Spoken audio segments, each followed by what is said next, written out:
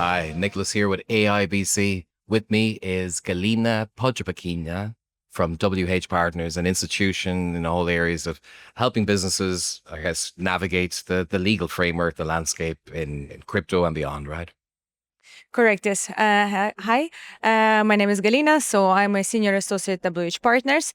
I'm specifically part of the fintech team within the firm. So obviously, yes, we normally and primarily assist crypto asset service providers, financial institutions, and in general, innovative fintechs with the regulatory compliance, with licensing. It's quite to take them through the journey, right? But Exactly. in my mind, it's when you are your clients, they take you on board, but and it's attempt to maybe to potentially to try to outsource a function in some way, right? But there's buy-in needed on the client side because you can't do everything, and you need them to have a tradition in their company of compliance, right? Of course, of course. And that's the part of the licensing requirements as well. In order to meet it, yes, they can Yes. pay for the whole bundle, but if they don't do, they're not, do all the actual work. It's like I think when the initial crypto license came to Malta, we're looking like 7, 8 years ago.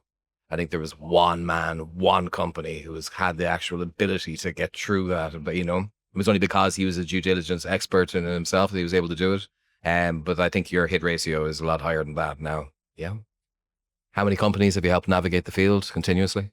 To be honest, for the past 2 years, I would say around 20, if not more. Yes, because basically what's happened is that, let me just give you a bit of a background. So, as of the end of last year, MiCA, the Markets in Crypto Assets Regulation, which is the EU law, EU regulation, that it came into full applicability throughout the entire UNDA.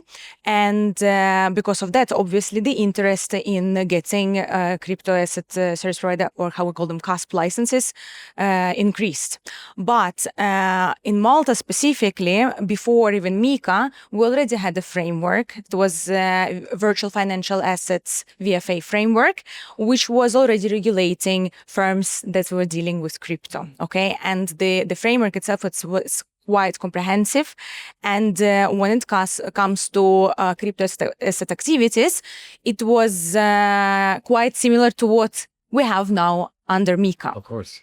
Great. So in those companies on Malta, then that idea that traditionally they were meeting the criteria, Exactly. hence easier to pass when it comes to it. Yes. So obviously, those licensees that were licensed under the previous framework, they could then transition seamlessly into MiCA. So there was no need for them to go through all the requirements as they are now under MiCA if you apply for MiCA from scratch. So yes, that obviously gave the previous licensees that was licensed under the previous framework in Malta a great advantage. But even for the current, for just the new applicants that are applying in terms of MiCA in Malta specifically, I'm speaking in terms for Malta specifically. I think that there is also a great advantage because obviously the Malta Financial Service Authority, the regulator that regulates obviously all those licenses, they are very experienced, because they've been dealing, with this industry for many years already. So they know it in and out.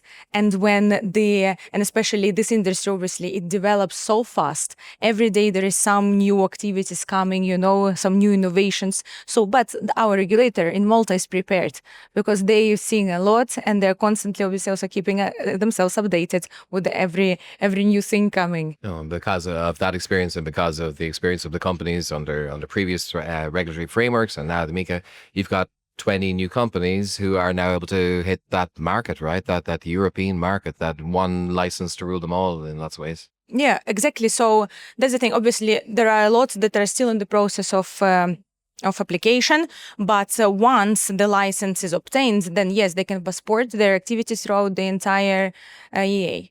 Oh, and wonderful, Yes, and plenty more to come. Galyna, it's wonderful what you guys are doing. It's brilliant to help enhance the reputation of our country, yeah, to keep it flow as we innovate ahead. Thanks very much for being in the AIBC. Thank you. Nicholas, signing off from AIBC.